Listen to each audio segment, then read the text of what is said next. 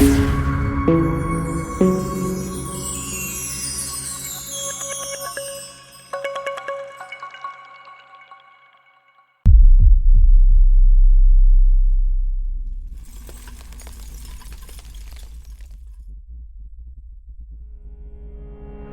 பகுதியில் வாசித்தது போல எசேயா 55வது அதிகாரம் 12வது வசனத்தை வாசிக்க கேட்போம். நீங்கள் மகிழ்ச்சியாய் புறப்பட்டு சமாதானமாய் கொண்டு போகப்படுவீர்கள். பர்வதங்களும் மலைகளும் கம்பீரமாய் முழங்கி கை கொட்டும். அல்லேலூயா. இங்கே எழுதப்பட்ட அந்த வார்த்தையின்படி நீங்கள் மகிழ்ச்சியாய் புறப்பட்டு சமாதானத்தோடே கொண்டு போகப்படுவீர்கள் என்று சொல்லி கர்த்தர் நம்மோடு கூட இந்த நாளிலும் கூட இந்த வசனத்தின் அடிப்படையிலே கர்த்தர் நம்மோடு கூட பேச விரும்புகிறார். இதுவரைக்கும் நம்முடைய வாழ்க்கையிலே எப்படிப்பட்ட சூழ்நிலைகள் வழியாக நம்ம கடந்து வந்தோம் என்பது எனக்கு தெரியாது. ஆனால் ஒரே ஒரு காரியம், இனிமேல் கர்த்தர் நம்மை மகிழ்ச்சியாய் நடத்த போகிறார். அல்லேலூயா. சமாதானத்தோடு கூட ஐயா சோதரன் நம்ம தொடர்ந்து பயணம் செய்யும்படியாக இந்த ஆண்டை கர்த்தர் நமக்கு அப்படியாய் நடத்த விரும்புகிறார். அப்படியானால் இப்பொழுது என்னுடைய நிலைமை என்ன அப்படின்னு சொன்னா 13வது வசனத்தை வாசித்து பாருங்களேன். முச்செடிக்கு பதிலாக தேவதாரு விருட்சம் முளைக்கும், காஞ்சொரிக்கு பதிலாக மிருது செடி எழும்பும். அது கர்த்தருக்கு கீர்த்தியாகவும் நிர்மூலமாகாத நித்திய அடையாளமாகவும் இருக்கும். அல்லேலூயா. அப்படியானால் முச்செடி என்பது எதை குறிக்கிறது என்றால் ஒரு சபிக்கப்பட்ட ஒரு நிலைமை. இன்னும் நல்லா பாத்தீங்கன்னா சில எங்க ஒரு நிலத்துல முச்செடி எல்லாம் வளரும் நீங்க நல்லா பாத்தீங்கன்னா அது ஒரு பால் நிலமா தான் இருக்கும். அல்லேலூயா. இந்த காஞ்செடினா அந்த முள்ளுச்செடி போன்ற இந்த காரியங்கள் தான். இதெல்லாம் எங்க வளரும்னா அங்க எந்த ஒரு காரியமும் பயிர் செய்யாத ஒரு இடத்துக்குள்ளதான் இப்படிப்பட்ட காரியங்கள் வளரும். அப்படின்னா ஒரு பால் நிலம் போல இருக்கிற என் வாழ்க்கை. முச்செடி இன்னும் அதிகமா எதை குறிக்கிறதுன்னா ஒரு சபிக்கப்பட்ட ஒரு நிலைமை, ஒரு சாபம் என் வாழ்க்கையில மூடி இருக்கிற பொழுது ஐயா ஸ்தோத்திரம், முச்செடி அந்த இடத்துல முச்செடியை போல காணப்படுகிறது என் வாழ்க்கை. ஆனா அப்படிப்பட்ட இடத்துல தேவதாரு விருட்சம் முளைக்கும் என்று ஆண்டவர் சொல்லுகிறார். அல்லேலூயா. ஒரு பயனுள்ள ஒரு காரியம் அதிலிருந்து தோன்றும். மிருது செடி ஐயா அதிலிருந்து தோன்றும் என்று சொல்லி ஐயா சோதரம் ஐயா கர்த்தர் அதை ஒரு விளைச்சல் உள்ள காரியமாய் கர்த்தர் மாற்ற போகிறார். எந்த இடத்துல இருந்து நீங்க ஒரு விளைச்சலை பார்க்க முடியலையோ, ஒரு பயனுள்ள காரியத்தை பார்க்க முடியலையோ, அதே இடம் ஐயா சோதரம் நம்ம ஒரு பயனை இல்ல ஒரு நன்மையை அனுபவிக்கத்தக்கதாக, அது எனக்கு மகிழ்ச்சியை கொடுக்கத்தக்கதாக, ஐயா அது எனக்கு சமாதானத்தை கொடுக்கத்தக்கதாக அது காணப்பட போகிறது என்று சொல்லி அந்த இடத்துல சொல்ற. அது கர்த்தருக்கு கீர்த்தியாய் மாறப்போகிறது, நிர்மூலமாகாத நித்திய அடையாளமாய் மாறப்போகிறது. அல்லேலூயா. அது பயனுள்ளதாய் கீர்த்தியாய் புகழ்ச்சியாய் நான் மாற்றி தரப்போகிறேன் என்று சொல்லி ஆண்டவர் அங்கே வாக்கு பண்ணி இருக்கிறதை நம்ம பார்க்க முடியும். அப்படியானால் ஐயா சோதரம் எது நிமித்தம் இந்த முச்செடி ஒரு காரியத்தை தோன்றுகிறது, அதை நம்ம கட்டாயம் தியானிக்கணும். அல்லேலூயா. அப்பதான் அந்த காரியத்தை மாற்றக்கூடிய ஒரு வழிமுறையை நம்மளும் கைக்கொள்வோம். கர்த்தர் ஒரு பகுதியில வாக்கு கொடுக்கிறார்னா சில கட்டளைகளை கொடுத்து அதை செயல்பட வைக்கிற நல்ல தேவனாக இருக்கிறார். அல்லேலூயா. நாமும் அதற்கேற்ற விதத்துல பிரயாசப்படுகிற பொழுது, அதை நோக்கி நகருகிற பொழுதுதான் ஆபிரகாமை பார்த்து சொன்னா, உன்னை இப்படி எல்லாம் ஆசீர்வதிப்பேன், உனக்கு தேசத்தை தருவேன், உன்னை நான் உன் பேரை பெருமைப்படுத்துவேன், உன்னை பலுகி பெருக போக பண்ணுவேன் சொன்னா அதே ஆண்டவர் சொன்னார், ஐயா நீ இந்த தேசத்தையும் இந்த ஜனத்தையும் இந்த இனத்தையும் விட்டு புறப்பட்டு போ என்று சொல்லி அவன் கீழ்ப்படிதலோடு அவன் கடந்து போன பொழுதுதான் அந்த நன்மைகளை அவன் 25 ஆண்டு காலம் தாமதமானாலும் அதை சுதந்திரிக்க முடிகிறது. அப்படியானால் சில கட்டளைகளோடு கூட சில காரியங்களை வைத்திருக்கிறார். அப்படியானால் ஏன் எனக்கு முதல்ல முச்செடி வந்துச்சு, நல்ல நலம் தான், ஆனா ஏன் முச்செடி தோன்றிச்சு, ஏன் காஞ்சூரி வந்துச்சுன்னா என்னோடு கூட சேர்ந்து திருப்பிக் கொள்ளுங்கள். நீதிமொழிகள்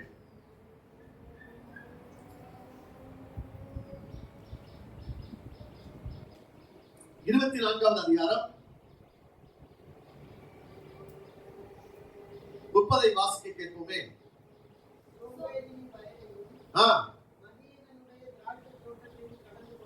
மதியினுடைய திராட்சை தோட்டத்தையும் கடந்து போனேன். அதெல்லாம் எப்படி இருந்துச்சா? முள்ளுக்காடாய் இருந்தது. நிலத்தின் முகத்தை காஞ்சொறி மூடினது, இடிந்து கிடந்தது. அதை கண்டு சிந்தனை பண்ணினேன், புத்தி அடைந்தேன். அல்லேலூயா. அப்படியானா எது நிமித்தங்க அங்க முச்செடி தோன்றிச்சு அந்த வயல்ல?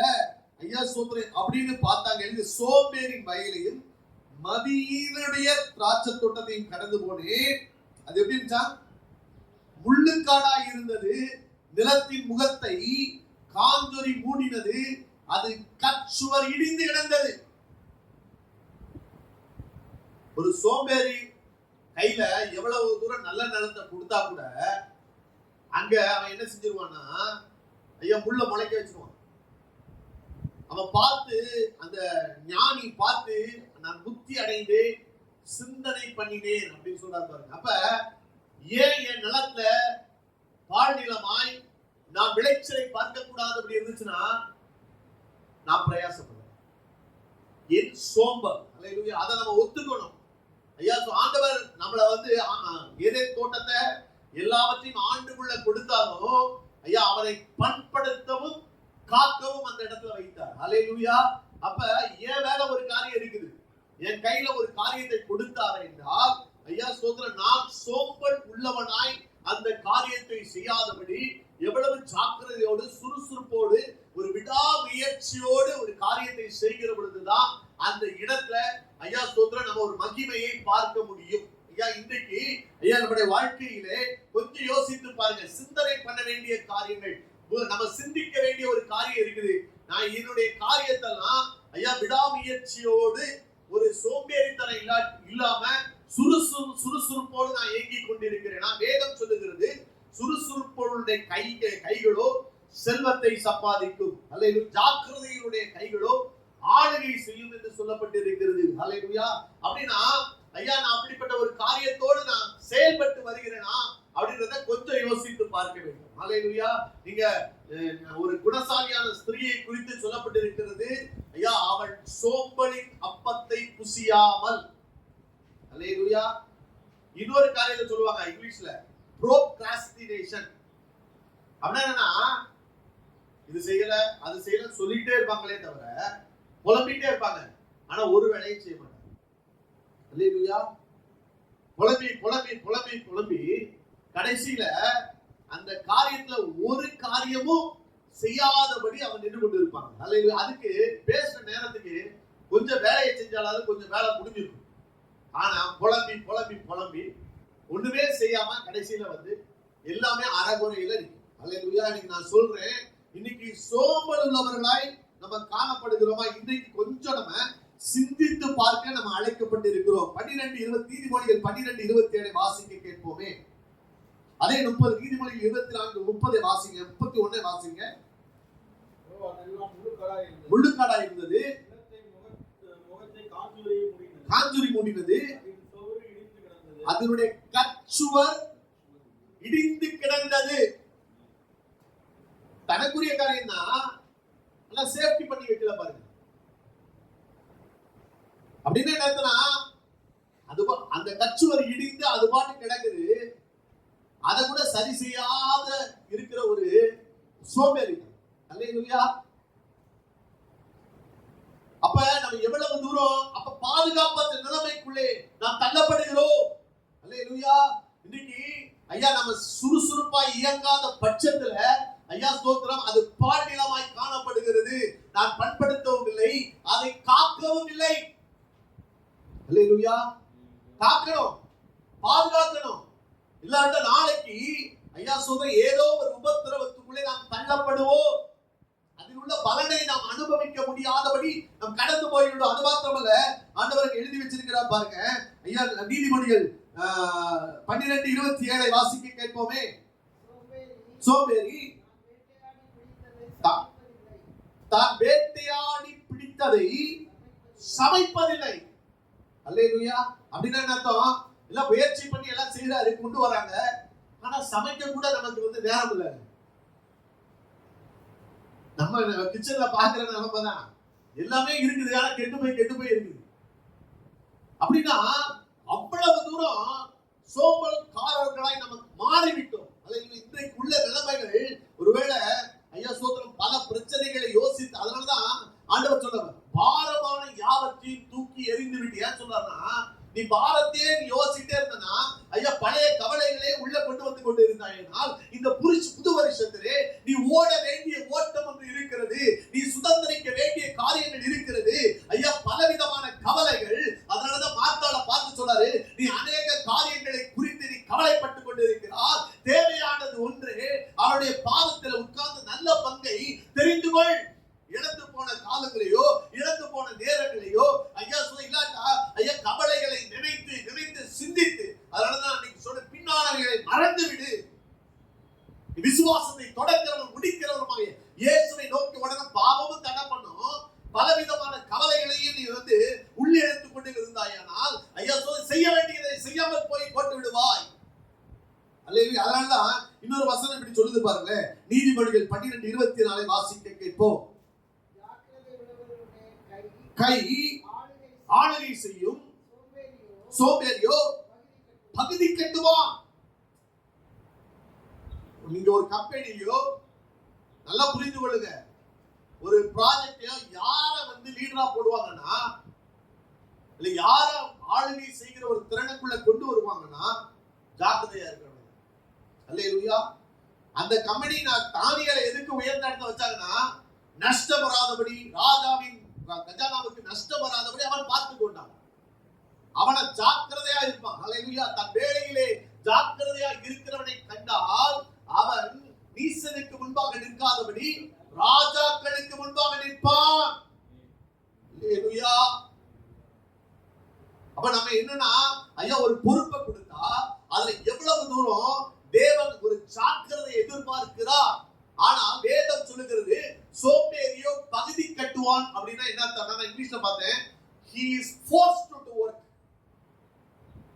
அவனை கட்டாயம் ஒருத்தர் இருந்து அவனுக்கு மேல ஒருத்தரை வச்சு வேலையை செய்யும் சொல்லிட்டு அவனை சும்மா வேலை செய்ய சொல்லிக்கிட்டு இருக்காங்கன்னு சொல்றாங்க பாருங்க. ஏன் சோம்பேறி? அவனுக்கு 4 பேரை மேல வச்சு ஐயா வேலை செய்ய வச்சாதான் அவன் செய்வான். இல்லாட்டி சாக்கு போக்கு சொல்லிட்டு உட்கார்ந்துருப்பான். அதனாலதான் சோம்பேறி பகுதி கட்டுவான். அவன் மேல ஒருத்தனை வச்சு நீ வேலை வாங்கினாதான் வேலை வாங்கணும். இப்ப என்ன காலையில் எத்தனை மணிக்கு எழுச்சியா, இப்ப உனக்கு அடுத்து என்ன வேலை அப்படின்னு சொல்லி நம்ம ஒவ்வொரு காரியத்தை சொல்லி சொல்லி சொல்லி செஞ்சுதான் அவன் கிட்ட ஐயா ஒரு காரியத்தை நம்ம வாங்க முடியும். அதனாலதான் ஐயா ஜாக்கிரதை உள்ளவனை லீடரா வச்சுட்டு சோம்பேறிகள் எல்லாம் பாருங்க கொஞ்சம் கொஞ்சமா ஜாக்கிரதை உள்ளவங்க இருப்பாங்க. ஆனா அவங்களோட ஜாக்கிரதை உள்ளவர்களை மாற்றும்படியாக சில ஆளுகைக்குள்ளே கொண்டு வருகிறார்கள். அல்லேலூயா. அப்ப டைம்ன்றது ஒருத்தர் சொன்னாரு, ஐயா எல்லாவற்றையும் காட்டிலும் முக்கியம் தெரியுமா, காலத்தை எப்படி நீ பிரயோஜனப்படுத்துகிறன்றது தான் ரொம்ப முக்கியமா நீ கற்றுக்கொள்ள வேண்டியது அவசியமா இருக்குது. ஒரு டைம் திரும்பி போச்சுன்னா திரும்பி கிடைக்காது. அப்ப ஐயா ஒரு ப்ராஜெக்ட் ரொம்ப முக்கியம்னா டைம் மேனேஜ்மெண்ட். ஒரு காலையில எழும்பி ஒரு காலத்தை எப்படி நிர்வாகம் பண்ணுகிற ஒரு திறமையை நம்ம கையாளுகிற ஒரு திறமையை நம்ம கற்றுக்கொள்ள வேண்டும். பிகினர்ஸ்லாம் ஐயா அவங்க ஒரே டாஸ்கை கொடுத்து இந்த வேலை இருக்குது. ஆனா நீங்க ப்ராஜெக்ட் மேனேஜருடைய நிலைமைனா மல்டி டாஸ்கிங் லெவல்ல இருக்கும். 10 வேலையை கொடுத்து 10 வேலைக்கு அவுட்புட்டை எதிர்பார்ப்பாங்க. அப்ப நீங்க சரியா டைமை மேனேஜ் பண்ணல தெரியலன்னா ஐயா நீங்கள் ஆளுகை செய்கிற ஒரு பொசிஷனுக்குள்ள உங்களை கொண்டு போக முடியாது. அல்லேலூயா. அப்படியானால் ஐயா நீ பகுதி கட்டி கொண்டு இருக்க கூடாது. ஐயா நீங்க இஸ்ரவேல் ஜனங்கள் நீங்க வாசித்து பாருங்கள். ஐயா ஒருவேளை பார்வோனுடைய ஆளுகை அப்படி இருந்தாலும் கூட ஏன் பார்வோன் அப்படி சொல்றான்னா, அவனுடைய காரியத்துல இருந்து ஒரு தலைவனாய் அவன் அரசாங்கத்தில் இருக்கிறது நிமித்தம் அவன் எப்படி அந்த ஜனங்களை கையாள பாருங்க. யாத்திராகமம் 5:8 வாசிங்க. அவர்கள் முன் செய்து கொடுத்த கணக்கின்படியே சொல்லுங்கள், குறைக்க வேண்டாம். அவர்கள் சோம்பலாய் இருக்கிறார்கள். கூக்குரல் இடுகிறார்கள். இப்ப அவன் அவனுடைய இதை நிர்வாகம் பண்ணணும். இப்ப மோசே போய் சொல்றான், ஜனங்களை ஆராதனை செய்ய போக விடுன்னு சொல்றான். ஆனா இப்ப பார்வோன் இந்த நிலைமையில இருந்து பாக்குறானா, அவங்க சோம்பலா இருக்கிறாங்க, அவங்களுக்கு நேரம் நிறைய இருக்குது, அவங்க ஓய்ந்திருக்கும்படி அப்படி செய்கிறாங்க. அதனால அவங்க வீண் வார்த்தைகளை நம்பாதபடி போய் இன்னும் அதிக வேலையை செய்ய சொல்லு அப்படின்னு சொல்லிட்டு அவங்களுக்கு வேலையை அதிகரிக்கிறான் பாருங்க. பகுதி கட்டுகிறான். ஐயா சோம்பேறி பகுதி கட்டுகிற பொழுது ஆளுகை செய்கிறவன் என்ன செய்யறான்? அவனை போர்ஸ் பண்றான். ஒரு ஆரோக்கிய மேல நியமிக்கிறான். அவன்கிட்ட இருந்து நீ அன்றன்றைக்கு அதே காரியத்தை கொண்டு வந்து செலுத்த வேண்டும் என்று சொல்லி இப்படிதான் நடக்கும். அப்ப நம்மளுடைய வாழ்க்கையிலே நான் முதல்ல காரியம் சொல்றேன், நம்ம வீட்டுலனாலும் சரி, அலுவலகத்திலும் சரி, ஊழியத்திலும் சரி, சோம்பேறியே எவ்வளவு நேரம் தூங்கிக் கொண்டிருப்பாய், எவ்வளவு நேரம் நீ படித்துக் கொண்டிருப்பாய், ஐயா உன் தரித்திரம் வழிபோக்கனை போலவும் அது ஆயுதம் அடித்தவனை போல உன்னை தேடி வரும். அல்லேலூயா. ஜாக்கிரதை உள்ளவர்களாக நீங்கள் காணப்பட வேண்டியது அவசியம் என்று வேதம் நமக்கு கற்றுக் கொடுக்கிறது. ஒவ்வொரு காரியத்திலும் ஐயா நம்ம போன் எடுத்து பேசணும்னா ஐயா சொல்றோம் 5 நிமிஷம் பேசுறதுக்கு பிறகு 1 மணி நேரம் பேசிட்டு ஐயா சொல்றோம் எல்லா வேலை நேரமும் முடிஞ்சிருச்சு, அப்புறம் எங்க போய் சமையலை கவனிக்க? என் பாஸ்டர் சொல்லுவாரு, ஊழியத்துல ஒரு கால் வந்துச்சுன்னா தேவைக்கு மிஞ்சி பேசாதீங்க, அது பிரச்சனைகளை தான் கொண்டு வரும். ஒரு 5 நிமிஷம் பேசிட்டு போனை வச்சுட்டு ஐயா சொல்ல என்ன கேட்கறதுக்கு எவ்வளவு நேரம் ஆக போகுது? 1 மணி நேரம் உட்காந்து போனை பேசிட்டு அதுக்கப்புறம் பாத்தீங்கன்னா காரியம் முடிச்சு. இன்னொருத்தர் வந்தாங்கன்னா ஐயா அதுதான் நம்ம வந்து தேவையில்லாத காரியங்களை நம்ம பேசுகிறது. அது பணத்துக்கும் பாலுக்கும் ஐயா நேரம் விரயமாகுதலுக்கும் அது ஏதுவாக இருக்கிறது. அதனால சொற்களின் மிகுதியிலே பாவம் இல்லாமல் போகாதுன்னு ஆண்டவர் சொல்லி இருக்கிறார். இப்ப நம்ம எவ்வளவு தூரம் ஐயா பேசுகிற வார்த்தைகளிலே ஐயா சுருக்கமாய் ஐயா வார்த்தை சுருக்கமாய் இருப்பதாக சொல்லி வச்சிருக்கிறாரா? அப்ப நம்ம எவ்வளவு தூரம் கவனம் உள்ளவர்களாக நம்ம காணப்பட வேண்டியது புத்தியீனமான பேச்சுக்கள், வம்பு பேச்சுக்கள், ஐயா பரிகாசமான பேச்சுக்கள், இவைகளெல்லாம் தகாத பரிசுத்தவான்களுடைய வாழ்க்கையிலே தகாதவைகள் என்று வேதம் சொல்லுகிறது. அல்லேலூயா. இன்னும் சொல்ல போனா ஐயா நீங்க காசிப் பேசுறவங்க கிட்ட ஐயா அதிகமா பேசாதீங்க, அப்படியே ஸ்டாப் பண்ணிடுங்க. அந்த பழக்கம் எனக்கு மற்றவர்களை குறித்து ஐயா தவறான காரியங்கள் நம்மளிடத்தை சொல்லுவவர்கள்ட்ட அப்படியே பேச்ச கட் பண்ணிட்டு போயிரு சொல்றாரு. அல்லேலூயா. அப்ப நம்ம கவனம் உள்ளவர்களாய் ஐயா நம்முடைய நேரத்தை கையாள பழகி கொண்டு ஐயா நம்ம ஜாக்கிரதையா இருக்கிற பொழுது, ஜாக்கிரதையை காண்பிக்கிற பொழுது ஐயா என்னுடைய காரியத்துல ஐயா ஒரு மகிழ்ச்சி இருக்கும், ஒரு சமாதானம் இருக்கும். அங்கே முச்செடிக்கு பதிலாக நான் சொல்லுகிறேன், தேவதாரு விருட்சத்தை முளைக்க செய்கிற கர்த்தர் உன் வாழ்க்கையில் அவர் செய்ய வல்லமை உள்ளவராக இருக்கிறார். அல்லேலூயா. அது மாத்திரமல்ல, அவர் சொல்றார் பாருங்க, புத்தியாய் செய்யணும், சோம்பலாவும் செய்யக்கூடாது. புத்தியீனனை நான் பார்த்தேன் அப்படின்னா ஐயா ஆண்டவர் என்ன நேரத்துல எதை செய்யணும் அப்படின்னு சொல்றதையும் சொல்லி கொடுத்திருக்கிறார். அல்லேலூயா. ஐயா அததான் என்ன சொல்றாருன்னா ஐயா சொல்ற அறிவை ஐயா தரும் போதகங்களை நீ கேளு. நம்ம கவுன்சிலிங் கேட்கறதே எல்லாத்தையும் கேட்க கூடாது, மூடன்ட்ட போய் கேட்க கூடாது. மூட தன்னுடைய வழிகளை தான் நமக்கு அதிகமா சொல்லி கொடுப்பான். அதனாலதான் தேவனுடைய வார்த்தைகளை ஐயா நம்ம கேட்கிற பொழுது ஐயா சொல்ற உனக்கு புத்தியாய் காரியங்களை செய்கிற தேவன் உன்னை நன்றாய் உணர்த்துவார். நீங்க வாசித்து பாருங்க, அதே ஏசாயா 8வது அதிகாரம் 23 வாசிங்களேன். செவி கொடுத்து என் சத்தத்தை கேளுங்கள். நான் சொல்வதை கவனித்து கேளுங்கள். உழுகிறவன் விதைக்கிறதற்காக நாள்தோறும் உழுகிறது உண்டோ? தன் நிலத்தை கொத்தி நாள்தோறும் பரம்படிக்கிறது உண்டோ? அவன் அதை மேலாக நிரவின பின்பு அதற்கேற்ற இடத்தில் உளுந்தை தெளித்து சீரகத்தை தூவி முதல்தரமான கோதுமையையோ தெரிந்து கொண்ட வார்கோதுமையில் கம்பையும் விதைக்கிறான் அல்லவோ, அவனுடைய தேவன் அவனை நன்றாய் போதித்து உணர்த்துவார். அல்லேலூயா. 29வது வசனம் பாருங்க. இதுவும் சேனைகளின் கர்த்தராலே உண்டாகிறது. அவர் ஆலோசனையில் ஆச்சரியமானவர், செயல்களில் மகத்துவமானவர். அல்லேலூயா. ஒரு காரியத்தை நாம எப்படி செய்யணும்னு சொல்லிட்டு இங்க பாருங்க, ஒரு உழவனுக்கு அவன் நன்றாய் கற்றுக் கொடுக்கிறவர். அப்படின்னா ஐயா சொல்ற எப்ப அதை போரடிக்கணும், எப்ப அதை பரம்படிக்கணும், எப்ப உழுகணும், எப்ப விதைக்கணும், எந்த இடத்துல விதைக்கணும் அப்படின்னு சொல்றத ஐயா நன்றாய் கற்று தருகிறவர்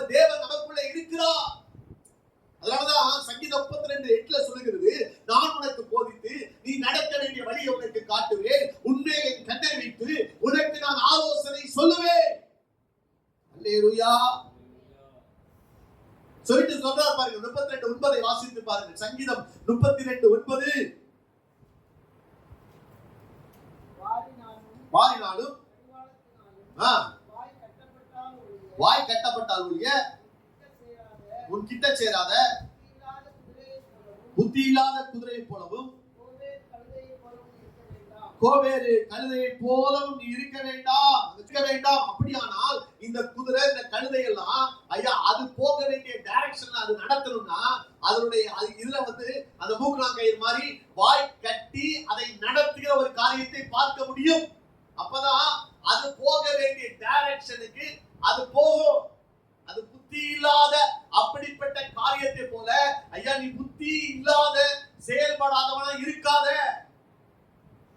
உனக்கு தெரியணும் ஐயா நிலம் இருக்குது, எந்த நேரத்தை விதைக்கணும், எப்ப உடனும், எந்த இடத்துல எதை விதைக்கணும், இந்த சீசன் என்ன சீசன் அப்படின்னு சொல்லிட்டு ஐயா நீ அறிந்து கொள்ளத்தக்கதாக ஆலோசனையில் ஆச்சரியமானவர் இருக்கிறார், செயல்களில் மகத்துவமானவர் இருக்கிறார், உன்னை போதித்து நடத்துகிற ஒரு நல்ல தேவன் இருக்கிறார். ஆனா நம்ம ஏன் மாட்டிக்கிறோம், ஏன் சிக்கிக்கிறோம், ஏன் முள்ளுக்கடா இருக்குதுன்னா ஐயா புத்தி இல்லாத தன் வாய் கட்டப்பட்டால் ஒழிய தன் கிட்ட சேராத புத்தி இல்லாத குதிரையை போலவும் கோவேறு கழுதையை போலவும் நாம் புத்தீனமாய் செயல்படுகிற பொழுது சொல்லுவோம்ல, கொஞ்சம் தவறு பண்ணிட்டோம், கொஞ்சம் யோசிக்காம விட்டுட்டோம், அன்னைக்கே அவங்க சொன்னாங்க, கேட்காம போயிட்டோம். அல்லேலூயா. ஆனா அதுக்குரிய லாஸ நம்ம சந்தித்துதான் ஆகணும். நம்ம தவறுகளை பண்ணுகிற பொழுது ஐயா ஏதோ ஒரு விதத்துல அதனுடைய இழப்பை நாம் சந்திக்கிறோம். அல்லேலூயா. ஆனால் ஆண்டவர் நேர்த்தியாய் பேசுகிறவர்.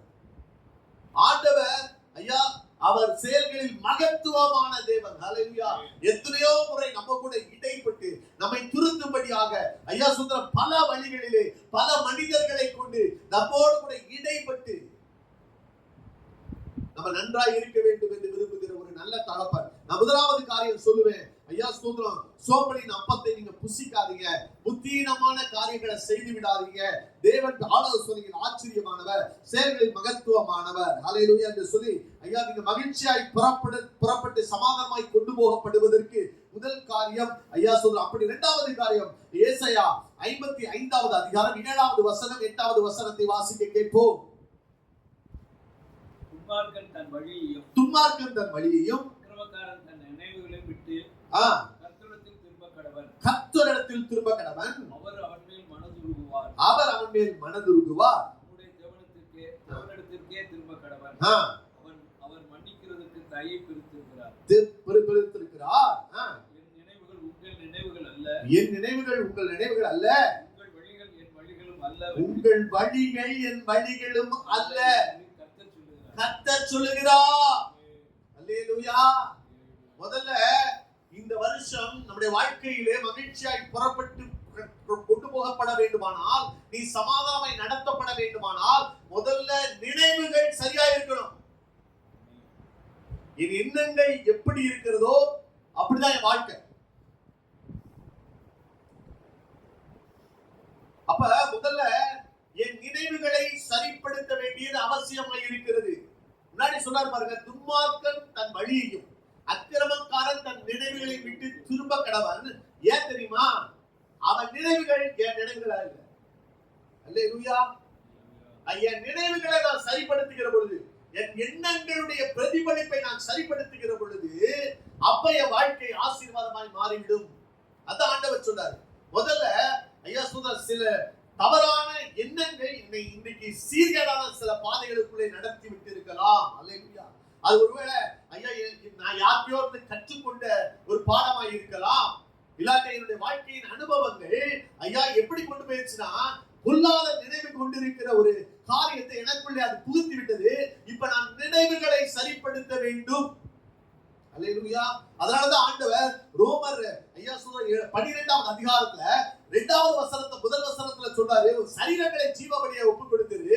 2வது வசனத்துல இப்படி சொல்றாரு பாருங்க, நீங்கள் மனம் புதிதாகுதனாலே மறுரூபமாகுங்கள் என்று ஐயா தேவன் ஐயா சொல்லுகிறார். வாசிக்க கேட்போமே. ரோமர் 12:2. மனம் புதிதாகணும். நீங்கள் இந்த பிரபஞ்சத்துக்கு ஒத்த வேஷம் தெரியாமல், இந்த பிரபஞ்சத்துக்கு ஒத்த வேஷம் தெரியாமல் பிரியமும் பரிபூர்ணமான சித்தம் இன்னதென்று பகுத்தறியத்தக்கதாக உங்கள் மனம் புதிதாகிறதுனாலே மறுரூபமாகும். உங்களுடைய மனம் புதிதாகிறதுனாலே மறுரூபமாகுங்கள். மனம் புதிதாகிற பொழுது, உங்களுடைய எண்ணங்கள் சரி செய்யப்படுகிற பொழுது, தேவனுடைய பிரியம், தேவனுடைய நன்மை, ஐயா சொல்ற இவைகளெல்லாம் தேவனுடைய சித்தம் இன்னதென்று பகுத்தறியத்தக்கதாக நீங்க ஈஸியா பகுத்தறிய முடியும். அல்லேலூயா. அப்படியானால் இந்த தேவ வார்த்தையை கொண்டு உங்களுடைய மனம் புதிதாக வேண்டும். ஏன்னா அவர் சொன்னார் பாருங்க, ஏசாயா 55 அந்த 9வது வசனத்தை வாசி பாருங்க. பூமியை பார்க்கிலும் உயர்ந்திருக்கிறதோ அப்படியே உங்கள் வழிகளை பார்க்கிலும் என் வழிகளும் உங்கள் நினைவுகளை பார்க்கிலும் உயர்ந்திருக்கிறது. அல்லேலூயா. நான் ஏன் உயர்ந்திருக்கிறேன் என்றால் என் வழிகள் உயர்ந்தது, என் நினைவுகள் உயர்ந்தது. என் நினைவுகளை நீங்கள் கொண்டிருக்கிற பொழுது ஐயா சொல்றோம், உங்களுடைய வாழ்க்கையிலே ஐயா நீங்கள் மகிழ்ச்சியாய், நீங்கள் சமாதானமாய் ஐயா நீங்கள் புறப்பட்டு போவீர்கள். அல்லேலூயா. ஒரு சின்ன ஒரு உதாரணத்தை நான் உங்களுக்கு சொன்ன பாருங்க. மத்தேயு 25:24 வாசிங்க.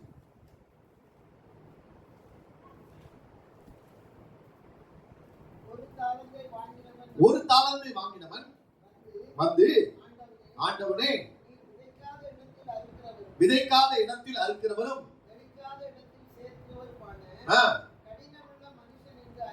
கடினமுள்ள மனுஷன் என்பதை அறிவேன். பயந்து போய் புதைத்து வைத்தேன். பிரதியுத்தரமாக பொல்லாதவனும் சோம்பலுமான ஊழியக்காரனே. அல்லேலூயா. நீ பொல்லாதவன், உன் சிந்தனைகளே சரியில்லை. அவன் வேலை பார்த்து 5 தாலந்து கொடுத்தவன் இன்னும் வேற 5 தாலந்துகளை சம்பாதிக்கிறான். அந்த 2 தாலந்துகளை பெற்றவன் வேலை பார்த்து இன்னொரு 2 தாலந்துகளை சம்பாதிக்கிறான். இந்த ஒருத்தன் என்ன செஞ்சுட்டான், தாளத்தை அப்படியே புதைச்சு வச்சுட்டான். புதைச்சு வச்சுட்டு கணக்கொப்பின்னு சொன்ன போது அவன் யாரை கூட சொல்றான் பாரு. இவன் சோம்பலா இருக்குது, இவனுடைய எண்ணங்கள் பொல்லாதவைகளா இருக்கிறது. அவன் என்ன நினைக்கிறான் எஜமான பத்தி, ஐயா நீர் யாரு, நீர் தெளிக்காத இடத்தில் நீர் சேர்க்கிறவரும் விதைக்காத இடத்தில் அறுக்கிறவர் என்பதை அறிந்திருக்கிறேன். அல்லேலூயா. அதனால நான் இந்த தாளத்துகளை அப்படியே போட்டு வச்சுட்டேன், புதைச்சு வச்சுட்டேன், யூஸ் பண்ணல.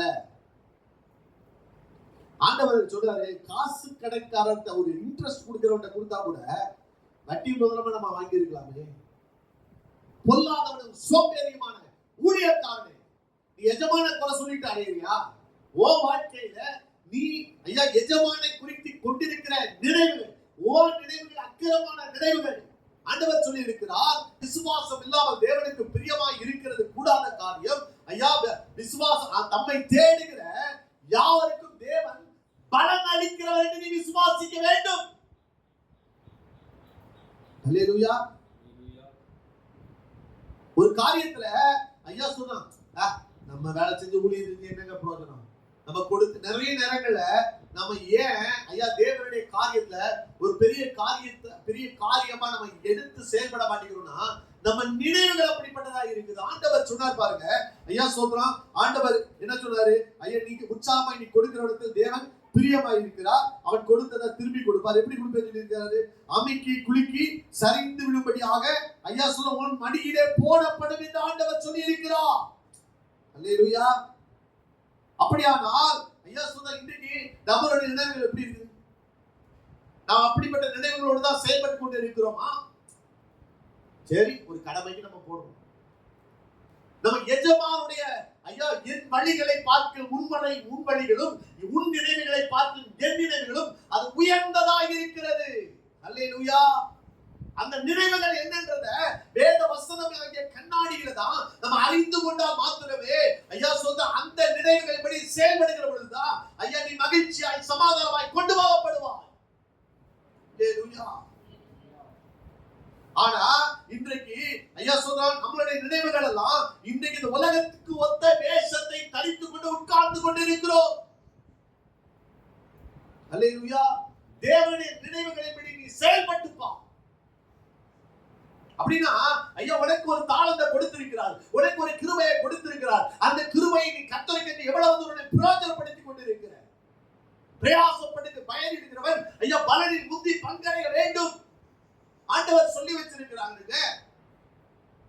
இந்த வசனத்தின்படி ஐயா நான் என்னுடைய பிரயாசத்தை ஐயா தேவனுக்கு நான் செலவழிக்கிற பொழுது அதற்குரிய பலன் ஐயா நம்ம பெற்றுக்கொள்ள முடியும். ஏன் இன்னைக்கு ஆலயத்துக்கு வர முடியல? ஆண்டவருடைய நினைவுகளின்படி நம்ம செயல்படுகிறது கிடையாது. ஆண்டவருடைய நினைவுகள் என்ன சொல்லி இருக்கிறார்ல, சபை கூடி வருவதை விட்டு விடாதிருங்கள், நாளானது எவ்வளவு சமீபித்து வருகிறதை நீங்கள் காண்கிறீரோ அவ்வளவுக்கு அதிகமாக நீங்கள் புத்தி சொல்ல வேண்டும். அப்ப தேவனுடைய மனவாழ்க்கை நீ மாற்றப்படுவதற்கு, கரை திரை அச்சவர்களாய் கர்த்தர் உன்னை மாற்றுவதற்கு தேவன் ஒரு இடத்தை வைத்திருக்கிறார். அல்லேலூயா. புத்தி வரும். அப்ப நம்ம சில நேரங்கள்ல இந்த உலகத்தினாலே கரைப்பட வேண்டிய சூழ்நிலைகள் வர வேண்டியது இருக்கிறது. உலகத்துக்குள்ள போகிறோம். ஐயா சுத்திரம் அன்றைக்கு யோபு சொல்றா பாருங்க, அவங்க விருந்துக்குள்ள போனாங்க. ஐயா அவங்களுடைய ஏதோ அவங்க தூஷித்திருப்பாங்களோன்னு பயந்து தன்னுடைய பிள்ளைகளை அவன் கவனம் உள்ளவர்களாய் வளர்க்கிறான், பரிசுத்தப்படுத்துகிறான், ஜெபம் பண்ணுகிறான். அதனாலதான் ஆண்டவர் சபை கூடி வருவதை எதற்கு வைத்திருக்கிறார்? ஐயா மனவாட்டியாகிய சபை அவருடைய வருகைக்கு என்று ஆயத்தப்படுத்தும்படியாய் தேவன் வைத்திருக்கிற ஒரு இடம் தான் சபை. அது மாத்திரமல்ல, ஆண்டவர் சொல்லி இருக்கிறார், யாக்கோபின் உயர்ந்த சுதந்திரத்தினாலே ஐயா சொந்த வேலையை பார்க்காம தேவனுக்காக நேரத்தை செலவழிக்கிற பொழுது யாக்கோபின் உயர்ந்த சுதந்திரத்தினாலே நீங்கள் ஆசீர்வதிக்கப்படுவீர்கள் என்று ஆண்டவர் வாக்குத்தத்தம் பண்ணி வைத்திருக்கிறார். ஆனா இன்னைக்கு நம்ம நினைக்கிறோம், அந்த ஒரு தாளந்தை வைத்தவன் எப்படி புதைத்து விட்டு அமைதியாக இருக்கிறானோ அவர் வந்து விதைக்காத இடத்துல ஐயா சொல்ல அறுக்கிறவர், தெளிக்காத இடத்துல சேர்க்கிறவர் சொல்லி எஜமானை குறித்து தவறான நினைவுகளை கொண்டிருக்கிறது தான் இன்றைக்கு எஜமானுக்காக ஐயா சொல்ற எஜமான் கொடுத்த தாளந்துகளை நாம் உபயோகப்படுத்தாதபடி, நாம் செலவழிக்காதபடி உட்கார்ந்து கொண்டிருக்கிறோம். அல்லேலூயா. நம்ம ரொம்ப கவனம் உள்ளவர்களாய் இன்றைக்கு தேவனுடைய எண்ணங்கள் என்னுடைய எண்ணங்களா இருக்கிறதா என்று சொல்லி கொஞ்சம் நீங்க சோதித்து பார்க்க நீங்கள் அழைக்கப்பட்டிருக்கிறீர்கள். காரியங்கள்ல அவருடைய எண்ணங்களை இன்னைக்கு பிரதிபலிக்கிற. ஏன் அப்படின்னு சொல்றது? 1 2வது அதிகாரம் 14வது வசனத்தை வாசித்து பாருங்கள்.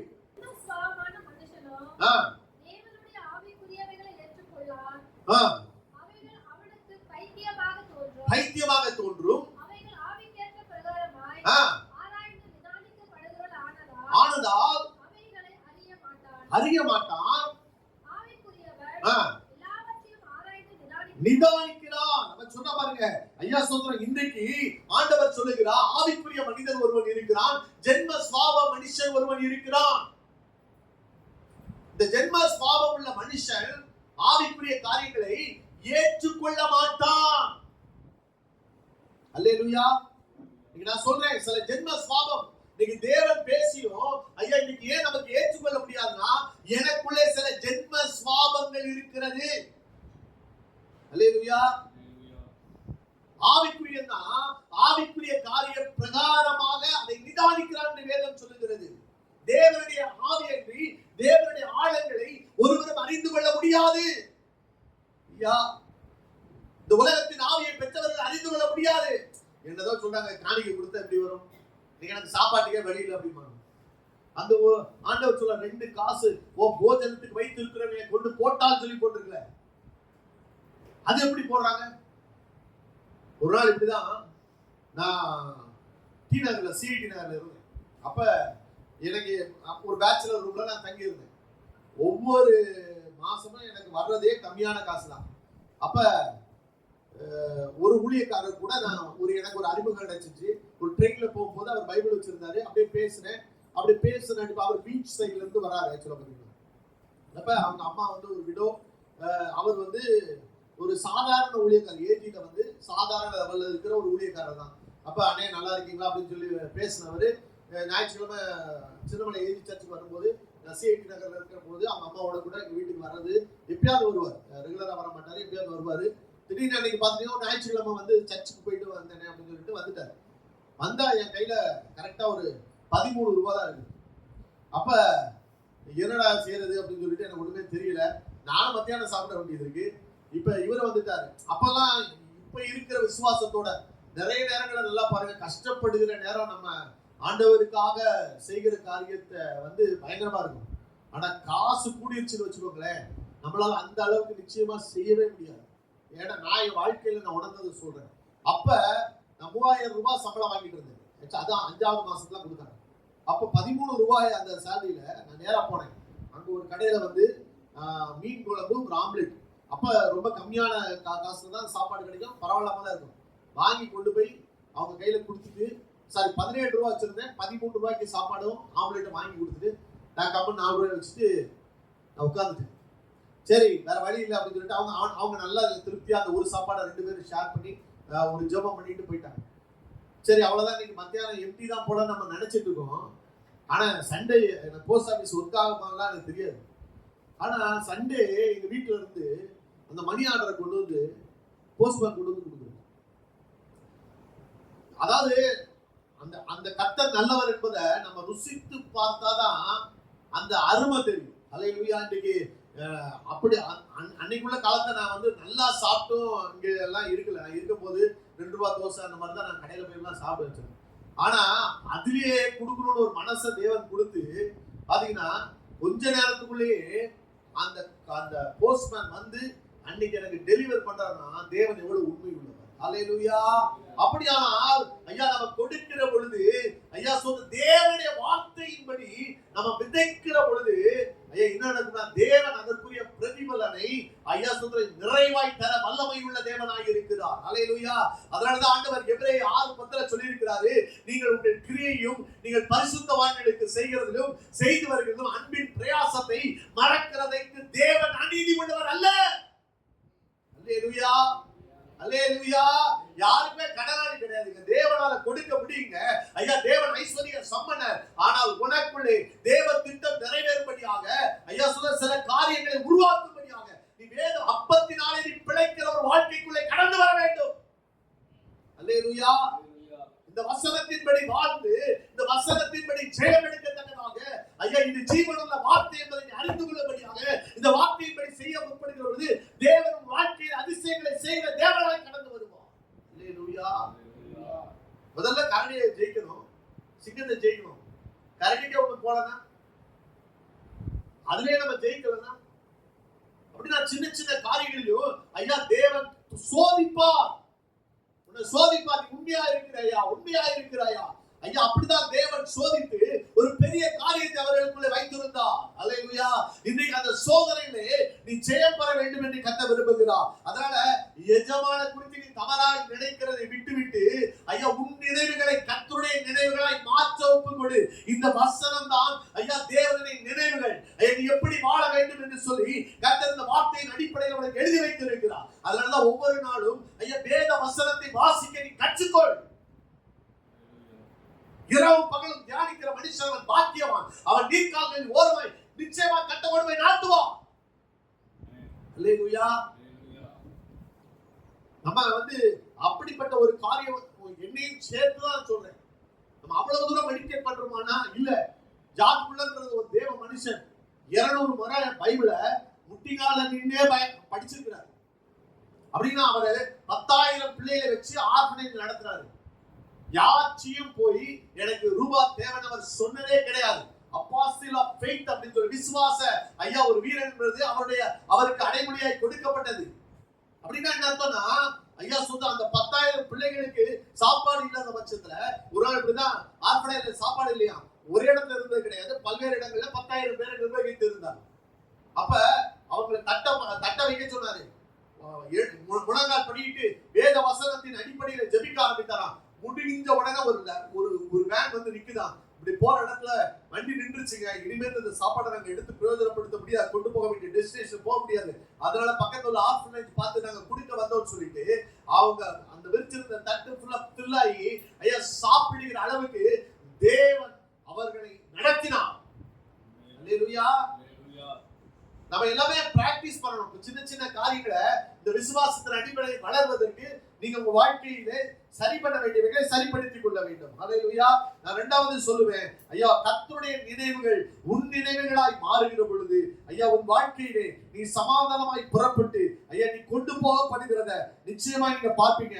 ஜென்ம சுவாபம் உள்ள மனுஷன் தான் அவன் ஏற்றுக்கொள்ளான், அது அவனுக்கு பைத்தியமாய் தோன்றும். ஐயா சோத்திரம், அவன் அதை கடைபிடிக்க மாட்டான் என்று வேதம் தெளிவாய் சொல்லுகிறது. ஹல்லேலூயா. மூன்றாவது காரியமாக நான் சொல்லி முடிக்க விரும்புகிறேன். ஏசாயா 55:6 கர்த்தரை கண்டடையத்தக்க சமயத்தில் அவரை தேடுங்கள். தேடுங்கள். அவர் சமீபமாய் இருக்கையில் அவரை நோக்கி கூப்பிடுங்கள். அடுத்த வசனம் வாசிங்க. தன் வழியையும் போதும். கர்த்தரை கண்டடையத்தக்க சமயத்திலே நீங்கள் தேடுங்கள் என்று வேதம் சொல்லுகிறது. அல்லேலூயா. இன்னைக்கு கர்த்தரை தேடுகிற காரியம், கர்த்தருடைய காரியங்களை அறிந்து கொள்வதற்கு நாம் எடுக்கிற முயற்சிகள். நீங்க நாங்க சின்ன வயசுல இருக்கும்போது சர்ச்சுக்கு வரும்போதெல்லாம் எங்க தாத்தா எல்லாம் ஃபர்ஸ்ட் பெல் அடிச்ச உடனே நீங்க நல்லா பாருங்க, பெந்தேகோஸ்தே காரங்களோட சிஎஸ்ஐ காரங்கள்ட்ட இருக்கிற ஒழுங்கு வந்து பயங்கரமா இருக்கும். நம்ம வேணா ஆவியில அனல்ல சொல்லலாம், ஆனா ஒழுங்குக்கு அவங்களை மிஞ்ச முடியாது. பைபிள் ரீடிங், பைபிளுடைய கொடுக்கிற காரியங்களுக்குலாம் சிஎஸ்ஐ காரங்களை மிஞ்ச முடியாது. அவங்கள ஒழுங்கிற்குட்படுத்தி இருப்பாங்க. ஃபர்ஸ்ட் பெல் அடிச்ச உடனே வீட்டை விட்டு கிளம்பிடும். சிலவங்கள ஃபர்ஸ்ட் பெல்லே அங்க இருப்பாங்க. எங்களெல்லாம் கூட்டிட்டு போயிடுவாரு. கரெக்டா ஃபர்ஸ்ட் பெல்லே உட்கார்ந்து இருக்கும். முன்னாடி பேசணும்னா கம்முன்னு ஒரு கொண்டு விடுவோம். அந்த அளவுக்கு ஒரு டிசிப்ளினா. ஞாயிற்றுக்கிழமை எங்க ஊரை பொறுத்தவரை யாருமே சர்ச்சுக்கு போகாம இருக்க மாட்டாங்க. எங்க பெரியமா கால் சரியில்லை, அதனால உட்கார்ந்து இருப்பாரு. மற்றபடி ரப்பர் செருப்பு போட்டு நடந்து தேய்ச்சி அவங்களால நடக்க முடியாது. ஆனாலும் போய் சபையில போய் ஐயா சொன்ன அவங்க உட்கார்ந்து அந்த நேரங்களை அங்கதான் செலவழிப்பாங்க. ஆனா இன்றைக்கு கர்த்தரை தேடுகிற ஒரு காரியத்துல இவ்வளவு இன்னைக்கு தானே போட்டா பரவாயில்ல, அப்பா நீங்க போயிட்டு வாங்கப்பா அப்படின்னு சொல்லிட்டு எவ்வளவு எளிதாய் சொல்லி விடுகிறோம் பாருங்க. அப்ப அந்த காலத்துல எந்த ஒழுங்கை கடைபிடித்தாங்க. நாங்க மாட பாக்குறது கூட அந்த பாட்டியை பாக்குற சொல்ல பாத்தீங்கன்னா நம்ம தான் சில நேரங்களை சொல்றோம், ஐயா நீங்க வராட்டாலும் பரவாயில்ல, நீங்க வர்றது சில நேரங்கள் அப்படின்னு அவங்களுக்கு அப்படி சொன்னது கூட சர்ச்சுக்கு வரக்கூடாதுன்னு சொல்லிட்டாங்க அப்படின்னு பாரமா நினைக்கிறாங்கன்னா நான் யோசிச்சு பார்ப்பேன், இவங்களுக்கு என்னத்த சொல்லி இவங்க முற்பிதாக்கள் அந்த விசுவாசத்தை அவங்களுக்கு கொடுத்தாங்கன்னு நமக்கு தெரியல. இன்னைக்கு நம்ம சொல்றோம் எவ்வளவோ அவங்களால முடியுது, ஆனா அவங்களால ஐயா சொல்ல அந்த அளவுக்கு அவங்க முயற்சி பண்ண மாட்டேங்கிறாங்க. ஆனா அந்த காலத்துல ஐயா ஏதோ ஒரு காரியத்தை அவங்க சொல்லி கற்றுக் கொடுத்திருக்கிறாங்கல்ல. சரீரம் பலவீனமான சரீரம் வயது அப்பாற்பட்டது. ஆனா உட்கார்ந்து ஐயா சொல்றான் நம்ம என்ன நம்மளுடைய சிந்தனைகள்ல ஐயா சொல்ல பல காரியங்கள் நம்ம யோசிக்கிறோம். ஆனா அவங்க தேவன் சொல்லி இருக்கிறார் பரிசுத்த ஓய்வு நாளை நீங்கள் ஆசரிப்பீர்களாக, அதை குறித்து பயபக்தியாக இருப்பீர்களாக என்று அவர் சொல்லி இருக்கிறார். ஆகவே ஐயா சொல்ற அந்த காரியத்தை நாம் கடைபிடிப்பேன் என்று சொல்லி பின்னாடி வர ஆசீர்வாதம் அவங்களுக்கு முக்கியம் கிடையாது. என்னத்தை அவங்க பெரிய வாழ்ந்துட்டாங்க, எவ்வளவு தூரம் மாசம் வருமானம் வந்துருச்சு, எவ்வளவு பெரிய வீட்டுல வாழ்ந்துட்டாங்க, வாடகை வீட்டுல குடி இருக்கிறாங்க, 2000 ரூபாய் வாடகை வீட்டுல தான் தங்கி இருக்கிறாங்க. ஆனா அவங்களுக்கு இருக்கிற தேவனுக்கு காட்டுகிற வைராக்கியம் இன்னைக்கு தேவன் எவ்வளவு நம்மை ஆசீர்வதித்து இருக்கிறார். ஆனா ஏன் காட்ட முடியல? அப்ப நமக்குள்ளே என்ன சத்தியம் இருக்கிறது? எந்த காரியத்தை வைத்து நம்ம தேவன் இயேசு கிறிஸ்துவின் வைராக்கியம் பாராட்டுகிறோம்? இல்லையே. இப்ப தேவன் யாரை ஆசீர்வதிப்பார்?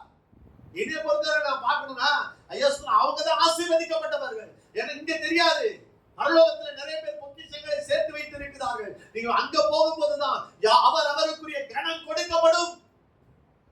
எவனுக்கு அதிகம் கொடுக்கப்பட்டதோ அவனுக்கு அதிகம் கேட்கப்படும் என்று ஆண்டவர் சொல்லி இருக்கிறார். ஒரு பிரசங்கியார் சீனா தேசத்துக்கு போனாராம். அது ஹுங் ஏதோ ஒரு ப்ராவின்ஸ்.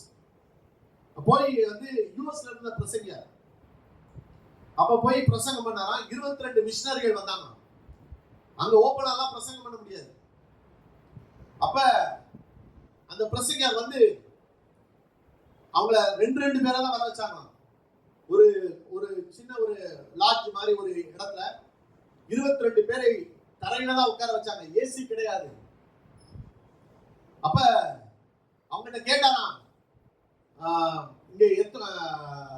இங்க எத்தனை பேர் வந்திருக்கிறீங்க, எவ்வளவு தூரம் டிராவல் பண்ணி வந்திருக்கிறீங்க? அவங்க சொன்னாங்களா 13 மணி நேரம் டிராவல் பண்ணி இந்த இடத்துக்குள்ள வந்திருக்கிறோம் அப்படின்னு சொல்லி சொன்னாங்க. அவர் பார்த்தாராம், இவர்கிட்ட ஒரு 15 பைபிள் இருந்துச்சான், அவங்க கையில கொடுத்தாராம். கொடுத்துட்டு இந்த அதிகாரத்தை எடுங்கன்னு சொன்னாராம். ஒருத்தங்க அவங்க கையில இருக்கிற பைபிள் அவங்க பக்கத்து உங்க கையில கொடுத்துட்டாங்க. உடனே என்ன அப்படின்னு கேட்டாங்க. இல்ல, அந்த அதிகாரம் எனக்கு மனப்பாடமா தெரியும். அது எப்படி தெரியும்? அது நாங்க ஜெயிலுக்கு போயிருந்தப்ப அங்க நாங்க மனப்பாடம் பண்ணோம். ஜெயிலுக்கா? எதுக்காக ஜெயிலுக்கு? இப்ப நீங்க நடத்திட்டு இருக்கீங்களே, இங்க நடக்கிறது வந்து அரசாங்கத்துக்கு தெரிஞ்சிச்சுன்னா உங்களை 24 மணி நேரத்துல நாடு கடத்திடுவாங்க. ஆனா 3 வருஷம் எங்களுக்கு ஜெயில். என்ன சொல்றீங்கன்னு கேட்டாங்க. அவர் சொன்னாங்க, அப்படி ஜெயில நாங்க இருக்கிறப்ப பைபிள் எங்களுக்கு இருக்காது. பேப்பர் பீஸ்ல எழுதி கொண்டு வந்துதான் எங்க கையில இந்த வசனத்தை கொடுப்பாங்க. அதை கண்டுபிடிச்சிட்டா அதுக்குதான் நாங்க மனப்பாடம் பண்ணி வச்சுட்டு அதை பிரிச்சு போட்டோம். அப்படி கற்றுக்கொண்டதுதான் இந்த வேத அதிகாரங்கள் அப்படின்னு சொல்லிட்டு அதிகமான வேத வசனங்களை தங்க இருதயத்துல வச்சிருந்தாங்க. அவன் கேட்டாங்க, 22 பேர் வந்திருக்கீங்களே, உங்க கீழே எவ்வளவு காங்கிரிகேஷன் இருக்குன்னு சொல்லிட்டு. சீனால அப்ப பாப்புலேஷன் 1.3 பில்லியன், அதுல 20 மில்லியன் பீப்புள் எங்கள் சபை மக்களாக இருக்கிறார்கள். இந்த 22 பேருக்கு கீழே அவ்வளவு பேர் சபை மக்களாக இருக்கிறாங்க. ஒரு ஆச்சரியப்பட்டாங்க. காலையில அங்க எத்தனை மணி வரைக்கும் பைபிள் ஸ்டடி தெரியுமா? 8 மணில இருந்து சாயங்காலம் 5 மணி வரைக்கும் அவங்க வந்து வேத வசனத்தை கேட்க தங்களை அர்ப்பணித்து இருந்தாங்க. யாரு? Church leaders. கடைசியில போகும்போது கேட்டார், அவங்களுக்காக நான் எதுக்காக ஜெபம் பண்ணணும்னு சொன்னாங்க. அவங்க ஒரே ஒரு காரியம் சொன்னாங்களா, யூஎஸ்ல இருக்கிறது போல எங்களுக்கு ஒரு ரிலிஜியஸ் ஃப்ரீடம் வேணும். நாங்களும் உங்களை மாதிரி ஃப்ரீயா தொழுது கொள்வதற்கு எங்களுக்கு சீனால எங்களுக்கு நிலைமை இல்லை. நாங்கள் அண்டர் கிரவுண்ட் சர்ச்சில் தான் நாங்கள் வந்து மறைந்திருந்தா காரியங்களை செய்யறோம். அதற்காக ஜெபம் பண்ணுன்னு சொன்னாங்க. கண்ணீரோட சொன்னாங்க, ஜெபம் பண்ண மாட்டேன்.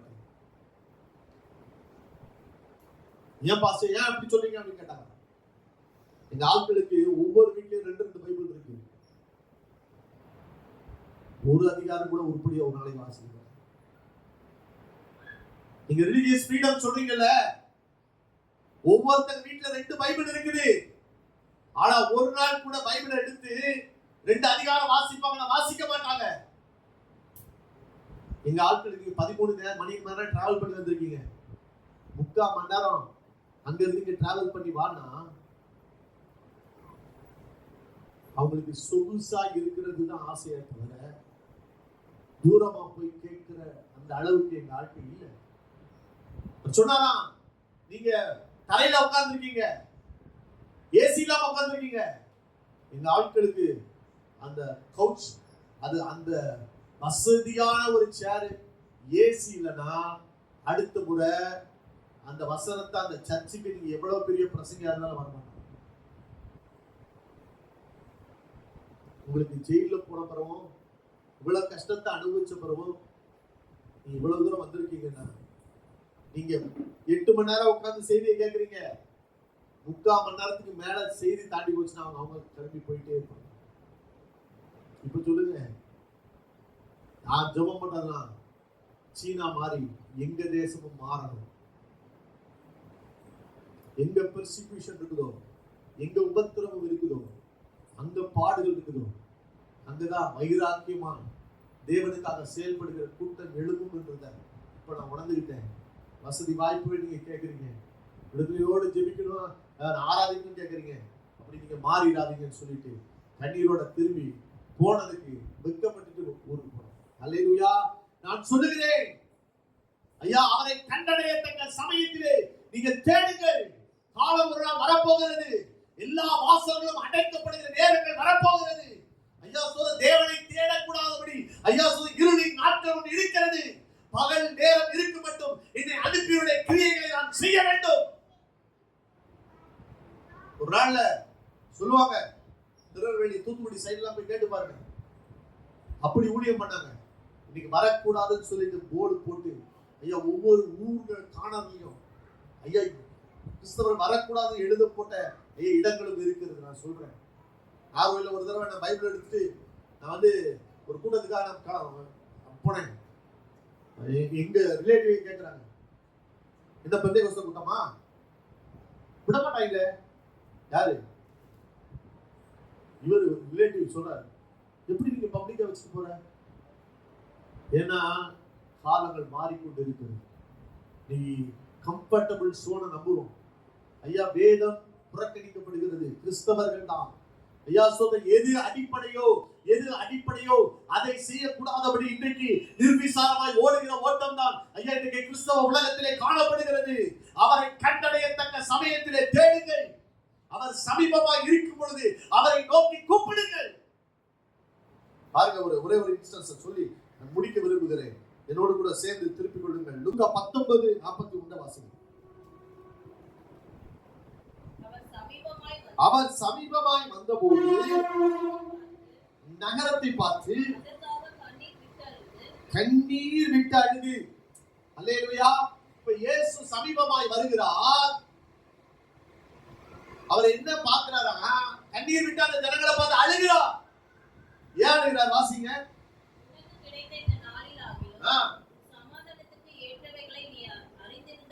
அறிந்திருந்தாயானால் நலமாயிருக்கும், இப்பொழுதோ மறைவாய் இருக்கிறது. ஆண்டவர் எருசலேமை பார்த்து கண்ணீர் விட்டு அழுகிறார். ஐயா, அவர் சமீபமாய் வருகிற பொழுது ஆண்டவர் சொன்னாரு, நீ அவரை தேட ஒப்புக்கொடுனா, ஐயா ஆண்டவர் சொன்னாரு, ஐயா சொன்ன அவர்களை பார்த்து கண்ணீர் விட்டு அழுகிறார். என்னன்னா அவர் சொன்னாரு, ஐயா ஸ்தோத்திரம், உன்னை சந்திக்கும் காலத்தை நீ அறியாமற் போனபடியினாலே ஐயா சொல்ற சத்துரு உன்னை சூழ மதில் போட்டு உன்னை நெருக்கும் காலம் ஒன்று வந்து கொண்டிருக்கிறது. இன்றைக்கும் ஐயா உனக்கு கிடைத்த இந்த நாளிகை ஆகிலும் உன் சமாதானத்துக்கு ஏற்றிருக்கவில்லை. நீ அறிந்தாயானால் நலமாயிருக்கும். தேசியா இந்த உலகத்துல வந்தார். இயேசு தன்னுடைய ஜனங்களுக்காக வந்தார். காணாமல் போன இஸ்ரவேல் ஐயா தேச மக்களை தேடி வந்தார். ஆனா அவங்க என்ன செஞ்சிட்டாங்கன்னா, சமாதானத்துக்கு ஏற்றியவைகளை அறியவில்லை, தேடவும் இல்லை.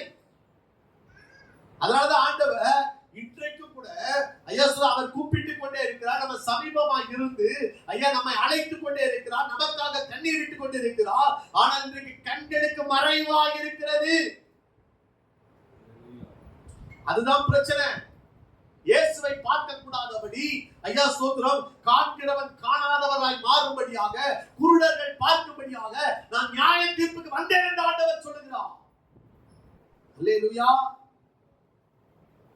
நீங்க யோவான் 9வது அதிகாரத்துல ஐயா நான் பார்க்கிறேன், என்ன பார்க்கிறேன்? ஒரு குருடன் இருக்கிறான், ஒரு பிறவி குருடன் இருக்கிறான். இயேசுவின் கண்களை திறக்கிறாங்க. ஆனா வேதபாரகர் வந்து என்ன கேட்கிறாரு? அவங்களால பார்க்க முடியலங்க. வேதத்தை தெரிந்தவர்களாலே இயேசுவை பார்க்க முடியவில்லை. அதுதான் ரொம்ப முக்கியம். இன்னைக்கு குருடன் பார்க்கிறான். குருடன் இயேசுவை அறிந்து கொண்டான். குருடனுக்கு தேவன் தன்னை வெளிப்படுத்துகிறார். ஆனா வேதபாரகரும் பரிசேயரும் ஐயா வசனம் தெரிந்தவர்கள் கூட காணக்கூடாதபடி இன்றைக்கு கண்கள் மறைக்கப்பட்டிருக்கிறது. அல்லேலூயா. அதுதான் இன்னைக்கு முக்கியம். இன்னைக்கு நான் சொல்றேன் ஐயா ஸ்தோத்திரம், இது 3வது காரியமா, கண்டடையத்தக்க சமயத்திலே தேடுங்கள். ஐயா அவருடைய சந்திக்கும் காலம் ஐயா உன்னை நோக்கி வந்து கொண்டிருக்கிறது. இந்த காலத்தை மௌனமா இராத, இந்த காலத்தை விலகி ஓடாத. தேவன் அன்போடு உன்னை அழைக்கிறார். உன்னை சமாதானத்தோடு நடத்தும்படியாக, உன்னை சுகமாய் மகிழ்ச்சியாய் குடியிருக்கும்படியாக தேவன் அழைக்கிறார். இங்க பாருங்க, அவங்க என்ன தாய் தகப்பன்மார் அந்த பையனுடைய அம்மா அப்பா என்ன சொல்றாங்க பாருங்க. யோவான் 9 என்னோடு கூட சேர்ந்து திருப்பிக் கொள்ளுங்க. 9:20 வாசிங்க.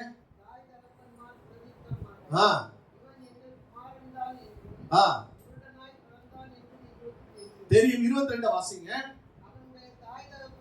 தாய் தகப்பன்மார் யூதர்களுக்கு பயந்ததினால் இப்படி சொன்னார்கள், ஏனெனில் என்று அறிக்கை பண்ணினால் புறம்பாக்க வேண்டும் என்று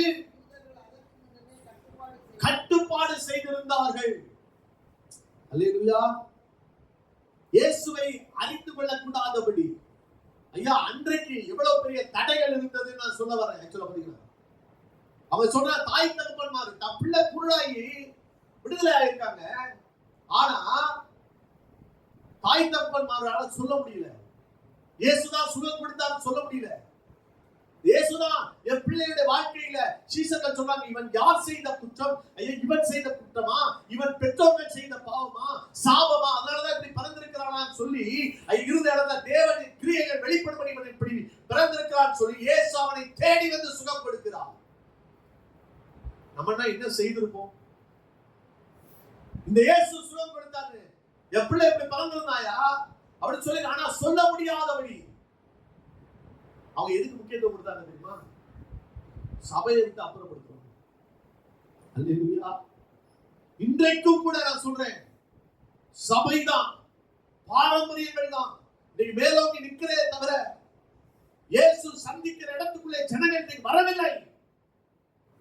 நான் நம்ம சபைன்னு சொல்ல, இயேசு அசைவாடுகிற இடத்துக்குள்ளே ஜனங்கள் போகக்கூடாதபடி ஐயா பல கட்டுப்பாடுகளை ஐயா சுதந்திரமா ஜனங்கள் ஐயா செலுத்துகிறார்கள். நான் பழைய சபையில இருந்தேன். அப்ப ஒருத்தங்களுக்கு கண்ணுல பிரச்சனை, அவரு பல ட்ரீட்மெண்ட் பண்றாரு. அப்ப அது அந்த சர்ஜரி பண்ணிட்டே இருக்காங்க. ஃபர்ஸ்ட் தடவை சர்ஜரி பண்ணாங்க, சரியாகல. ரெண்டாவது அதாவது அவர் எப்படின்னா நல்ல வசதியானவங்க, நல்ல பணம் உண்டு, எந்த டாக்டர்கிட்ட போனா சரியாகும் சொல்ற ஞானமும் உண்டு, அப்படிப்பட்ட ஆள் பழக்கம் உண்டு. சரியாகல. அப்ப ரெண்டாவது தடவை அந்த டாக்டர் சொல்றாரு, இன்னொரு சர்ஜரி இன்னொரு டாக்டர் மூலமா நம்ம செய்யலாம் அப்படின்னு சொல்லி நல்ல படிப்புள்ள ஒரு டாக்டரை கூட்டிட்டு போறாங்க, பண்றாங்க. திரும்பமாய் அந்த பார்வை ரெக்கவர் ஆகவே இல்லை. அப்ப எங்க பாஸ்டர் வராங்க, பிரேயர் பண்றாங்க. பிரேயர் பண்ணி ஒரு 3 நாள் 4 நாள் கழிச்சு அந்த கண் பார்வை டக்குன்னு இதாங்க. அப்ப இப்ப என்ன செய்யணும்? தேவன் சந்திக்கிற இடத்துக்குள்ள அவங்க இருக்கணும். ஆனா அன்னைக்கு அவங்க சர்ச்சுக்கு வராங்க, நான் உரிசிப்பு எடுக்கிறேன். எனக்கு தெரியாது இந்த மேட்டர்லாம், ஆனா இதை வச்சு எடுக்கிறேன். எந்த கண் தெரியாத ஒரு குருடனுடைய வாழ்க்கையிலே பாத்தீங்கன்னா தேவன் ஒரு அற்புதத்தை செய்யறாரு. ஆனா அவங்க தாய் தகப்பன்மார்கள் எல்லாம் சொல்றாங்க, எங்களுக்கு தெரியாது, அவனையே கேட்டுக்கொள்ளுங்கன்னு சொல்லிட்டு ஐயா ஆலயத்தை விட்டு புறம்பாக்கிடுவாங்கன்னு சொல்லி பயந்தது நிமித்தமா அவர் அன்னைக்கு வந்துட்டா தெரியாதமா. ஆனா கீழே இறங்கி போறாரு. அன்னைக்கு ஒரு ஏலம் விடுறாங்க, ஒரு கோல்டு ஏலத்தை அவர் தான் எடுக்கிறாரு. கீழே வரைக்கும் இறங்கி போறாரு. அவர் மனசு கேட்கல. அந்த ஏலம் எடுத்த அந்த பொருளை அப்படியே கொண்டு வந்து பாஸ்டர் கையில கொடுத்துட்டு இதை காணிக்கைக்காக வச்சு வந்துட்டு அப்படியே போயிட்டார். ஆனா நிலைமை என்ன? நான் யோசிச்சு பாக்குறேன், சில கட்டுப்பாடுகளை தாண்ட முடியாத ஜனங்கள். தெரியுது இந்த இடத்துல தேவன் அற்புதங்களை செய்கிறார், தெரியுது இந்த இடத்துல தேவன் அதிசயங்களை செய்கிறார், தெரியுது தேவன் உலாவுகிறார். ஜனங்கள் ஏன் வர முடியல? சில கட்டுப்பாடுகளை ஐயா இந்த உலகம் நியமித்து இருக்கிறது. சமுதாயத்தை விட்டு வெளியே போயிடுவார் ஐயா, குடும்பங்களை விட்டு உறவுகளை விட்டு வெளியே போயிடுவார். இன்றைக்கு ஆலயத்தை விட்டு வெளியே இருக்கிறோம். சில கட்டுப்பாடுகள். அவர் சமீபமாக வருகிறார், உனக்குள்ளே பெரிய காரியங்களை செய்ய விரும்புகிறார். ஆனா நான் சொல்லுகிறேன், அதற்கு நீ செய்ய வேண்டிய ஒரே அந்த குருடை பாருங்க ஐயா. அவன் சொல்லுகிறான், ஐயா பாவியான ஒரு மனுஷன் இப்படிப்பட்ட ஒரு அற்புதத்தை செய்ய முடியாது. அவங்க எல்லாம் சொன்னாங்க, ஐயா சொல்றது அவன் பாவியான மனுஷன், நீ வந்துரு அப்படின்னு சொன்னாங்க. அவன் சொல்றான், ஒரு பாவியான மனுஷனால இப்படிப்பட்ட ஒரு அற்புதத்தை ஒருவன் தேவ பக்தியா இருந்து தேவ சித்தத்தின்படி நடந்தால் ஐயா தேவன் அவனுக்கு செவி கொடுக்கிறான் என்பதை நான் அறிந்திருக்கிறேன் என்று சொல்லி ஐயா சொல்ற. அவனுக்கு தாங்க தெரியும், அவனுக்கு தான் வேதனை என்ன தெரியும், அவனுக்கு தான் வலி என்ன தெரியும். ஒரு சாபமாய் பறக்கிற மனுஷனுடைய வாழ்க்கையில இருக்கிற வேதனை ஐயா அந்த அனுபவிக்கிறவனுக்கு தான் தெரியும். அல்லேலூயா.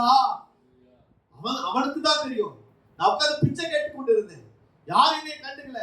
ஆனா இந்த இயேசு வந்தார், என் சாபத்தை மாற்றி இருக்கிறார். ஐயா நான் ஒரு குருடனா இருந்து இன்றைக்கு பார்வை அடைந்திருக்கிறேன். அவனை தேவாலயத்துக்கு புறமே அவர்கள் தள்ளுகிறார்கள். இயேசு அவனை தேடி வந்தார். உன் சமுதாயம் உன்னை தள்ளலாம், இயேசுக்காக காட்டுகிற வைராக்கியத்துக்காக உன் குடும்பம் உன்னை தள்ளலாம். நான் சொல்றேன், உன்னை கைவிடாத தேவன், உன்னை கடைசி வரைக்கும் நடத்துகிற தேவன் உன்னோடு கூட இருப்பார். ஹல்லேலூயா. அவரை கண்டடையத்தக்க சமயத்திலே தேடுங்கள். அவரை தேடுகிறவர்களுக்கு அவர் சமீபமாய் வந்து அவர் உதவி செய்கிற தேவனாக இருக்கிறார். ஹல்லேலூயா. அவர் இயேசுவை பற்றி கொண்டார். நான் சொல்றேன், மூன்றாவது காரியமாக என்ன வந்தாலும் இயேசுவை பிடித்துக் கொள்ளுங்க. வாழ்க்கை மகிழ்ச்சியாக இருக்கும். ஹல்லேலூயா, ஸ்தோத்திரம். இயேசுவுக்காக நீங்க வைராக்கியம் காட்டி பாருங்க, மகிழ்ச்சியாக கர்த்தர் மாற்றுவார். கண்களை மூடி நம் கர்த்தரை நோக்கி பாருங்க.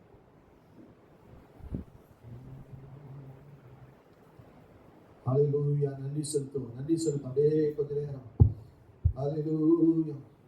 உமக்காக தானே ஐயா நான் உயிர் வாழ்கிறேன் ஐயா, உடலும் உள்ளமெல்லாம் அன்பர் உமக்காக தானே ஐயா என்று சொல்லி